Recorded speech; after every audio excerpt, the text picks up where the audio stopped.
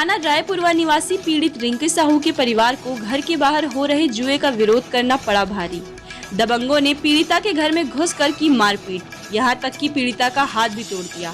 प्राप्त जानकारी के मुताबिक लगभग 1 वर्ष पहले पीड़ित परिवार ने घर के बाहर हो रहे जुए का विरोध किया तो पड़ोसी अपनी दबंगई पर उतारू हो गए और पीड़ित परिवार को आए दिन प्रताड़ित करने लगी।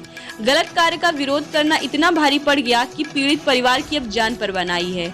पीड़ित परिवार का कहना है कि पड़ोसी आए दिन जान से मारने की धमकी देते हैं। कहते हैं कि अगर विरोध किया तो जान गंवानी पड़ जाएगी।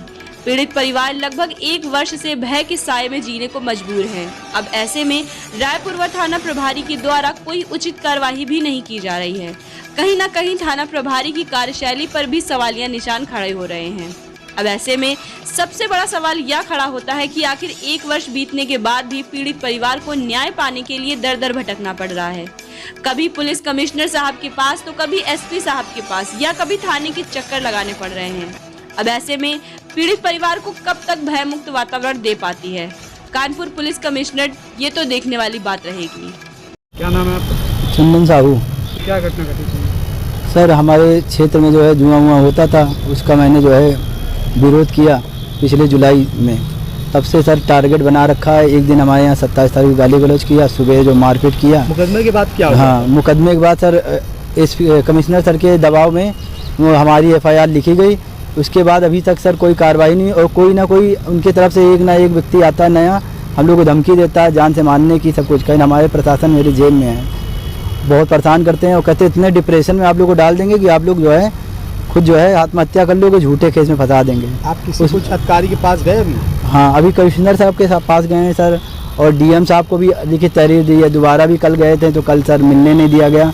आप क्या चाहते हैं? सर मैं यही चाहता हूँ कि सर हमारे बच्चे सुरक्षित हैं, मेरे भाई को भी फंसाया जा रहा है और जो उनका छवि अपराधी कदम का उसमें एक जो है मुख्य आरोपी है छोटू यादव, उस तो 307 का केस पहले से चल रहा है।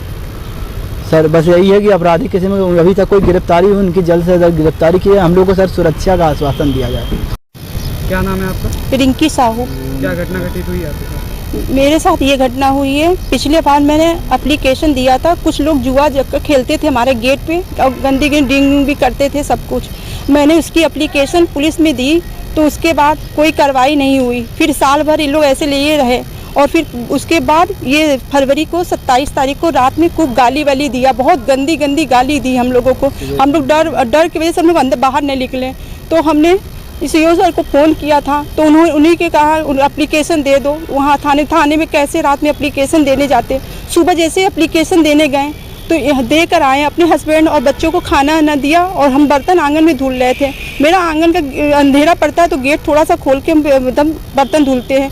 ये लोग आए, डंडा लाठी लेकर आए, कई लोग 4 लोग 5 लोग आए और फिर उसके बाद हम लोग को खींच कर ले गए, मारने पीटने लगे और कहे मैं काट के फेंक दूंगा, कोई कुछ नहीं कर पाएगा। पुलिस तो मेरे जेब में रहती है, तुम लोग क्या बिगाड़ लोगे मेरा। फिर उसके बाद को मारा पीटा और खींचा और मेरे अपने बच्चों को बचाने लगे। हम जैसे तैसे करके अंदर कमरे में बंद कर किया। पुलिस प्रशासन के द्वारा आपको क्या आश्वासन दिया गया? बस हमने 112 रात को फ़ोन किया था तो उन्होंने कहा सुबह जाके एप्लीकेशन बेटा थाने में देकर आओ। तो हम लोग डर की वजह से रात में एप्लीकेशन देने नहीं गए क्योंकि 10 बजे से लेकर 2 बजे तक अपराधियों ने खूब गाली दी, खूब गंदी गंदी गालियाँ दी हैं। और फिर उसके बाद जब हम सुबह एप्लीकेशन देकर आए तो हम अपने हस्बैंड लोग को खाना ना देने लगे, बर्तन आंगन में धुल रहे थे। सब लोग घुस के डंडे लाठी लेकर मारने के लिए आ गए। मारने के निकल साले निकल, गंदी गंदी खूब गालियाँ देने लगे। हम अपने बच्चों को जैसे तैसे करके अंदर किया। फिर उसके बाद कह रहे निकलो, खूब मारा पीटा और मेरा ये हाथ भी तोड़ दिया है, मेरा हाथ भी तोड़ा है। बस हम चाहते हैं कि इन लोग के ऊपर कार्रवाई हो और ये लोग अपराधी घूम रहे हैं। थाने से हमें कोई संतुष्टि नहीं मिली है, थाने से हमें कोई वो नहीं मिल रहा है और सारे अपराधी खुले एकदम घूम रहे हैं, खुले, और कह रहे हैं मैं झूठे। जो गोपाल तिवारी है उसकी माँ कह रही है कि मैं तुम लोग को ऐसा फंसाऊंगी, दूसरे एकदम केस में तुम लोग को फंसा दूंगी कि तुम लोग जान देने के लिए वो हो जाओगे, इतना तुम लोग को दिमाग से मैं फंसा दूंगी, तुम लोग को देखना तुम लोग मरने पे आ जाओगे। ये सब कह रही है और करी झूठा केस में करा। अगर मुझसे नहीं होगा तो मैं अपनी बेटी को खड़ा करूंगी। ये लोग का अपराधी का पूरा परिवार एक करके हम लोग को धमकी, रोज गाली रोज करते हैं, रोज परेशान करते हैं। आपकी क्या मांग है प्रशासन? बस उनके ऊपर ठोस से ठोस कार्रवाई हो और हमारी बहन को जेल में भेजा जाए। हमारे छोटे छोटे बच्चे हैं, हम सुबह से मेरा आदमी निकल जाता है, रात में आता है, हम लोग अकेले रहते हैं, डर के छाए में जीते हैं, ना रात भर सो पाते हैं। बस यही विनती है कि हमको इंसाफ मिले और कुछ नहीं चाहते हमें।